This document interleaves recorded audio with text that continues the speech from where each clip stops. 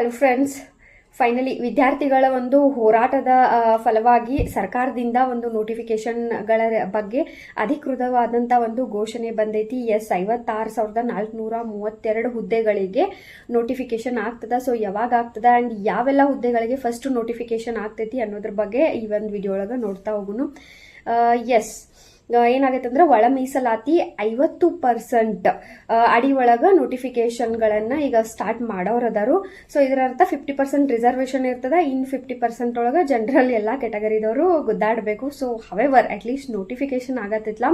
ಅದ ಸದ್ಯಕ್ಕೆ ಒಂದು ದೊಡ್ಡ ವಿಷಯ ಅಂಡ್ ಖುಷಿ ವಿಷಯ. ಯಾಕಂದ್ರ ಹತ್ತತ್ರ 2-3 ವರ್ಷ ಆಯ್ತು ಏನು ನೋಟಿಫಿಕೇಶನ್ ಆಗಿಲ್ಲ. ಸೊ ಬಹಳ ಜನಕ್ಕೆ, ಬಹಳ ವಿದ್ಯಾರ್ಥಿಗಳಿಗೆ ಬಹಳ ಒಂದು ಮೇಜರ್ ಪ್ರಾಬ್ಲಮ್ ಆಗಿತ್ತು. ಸೊ ಫೈನಲಿ ನೋಟಿಫಿಕೇಶನ್ ಆಗೋದಂತೂ ಕನ್ಫರ್ಮ್ ಅದ.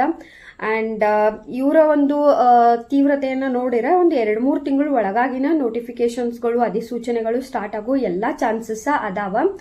ಸೊ ಹಂಗಾದ್ರೆ ಫಸ್ಟು ಯಾವೆಲ್ಲ ಹುದ್ದೆಗಳಿಗೆ ನೋಟಿಫಿಕೇಶನ್ ಆಗ್ತೈತಿ ಅಂತ ನೋಡೋದಾದ್ರ, ಇನ್ನೊಂದು ಪಾಯಿಂಟ್ ಏನಂತಂದ್ರೆ 56,432 ಹುದ್ದೆಗಳಿಗೆ ನೋಟಿಫಿಕೇಶನ್ ಆಗ್ತೈತೆ ಅಂತ ನೋಡೋದಾದ್ರೆ, ಸೊ ಸದ್ಯಕ್ಕಂತೂ ಅಷ್ಟಾಗ ಚಾನ್ಸ್ ಇಲ್ಲ. ಅಟ್ಲೀಸ್ಟ್ ಅದ್ರೊಳಗಿನ 50% ಅಂತೂ ಒಂದು ನೋಟಿಫಿಕೇಶನ್ಸ್ಗಳು ಆಗ್ತಾವ.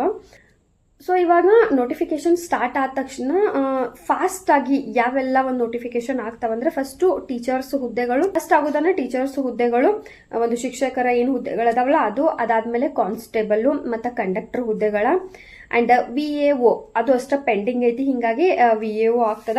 ಜೊತೆಗೆ PC PSI ಅದಂತೂ ಡೆಫಿನೆಟ್ಲಿ ಆಗೇ ಆಗ್ತದ.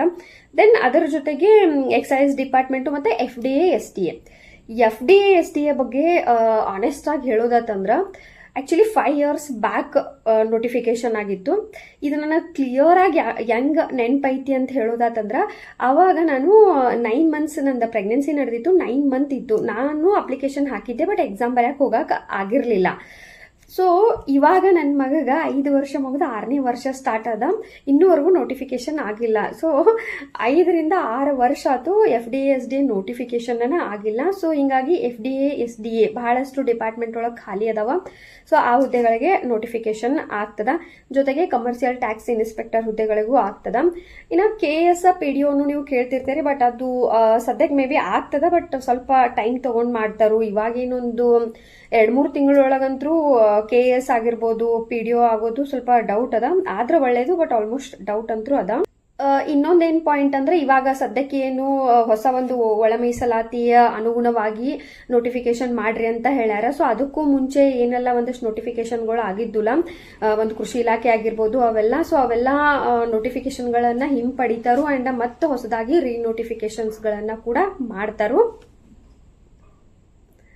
ಇದರ ಜೊತೆಗೆ ಇನ್ನೂ ಬಹಳಷ್ಟು ಡಿಪಾರ್ಟ್ಮೆಂಟ್ ಒಳಗೆ ಇನ್ನೂ ಒಂದಷ್ಟು ಹುದ್ದೆಗಳು ಖಾಲಿ ಅದಾವು, ಬಟ್ ಅದೆಲ್ಲ ಅದೇ 1 by 1 ಎಲ್ಲ ಫಿಲ್ ಮಾಡ್ಕೊಂತ ಹೋಗ್ತಾರು. ಸೊ ಇವಾಗ ನೀವು ಸ್ಟ್ರೆಸ್ನ ಬಿಡ್ರಿ ಅಂಡ್ ನಿಮ್ಮ ಒಂದು ಏನು ಫೋಕಸ್ ಐತಲ್ಲ ನಿಮ್ಮ ಪ್ರಿಪ್ರೇಷನ್ ಕಡೆ ಕೊಡ್ರಿ. ಎಲ್ಲರಿಗೂ all the very best. Thank you for watching.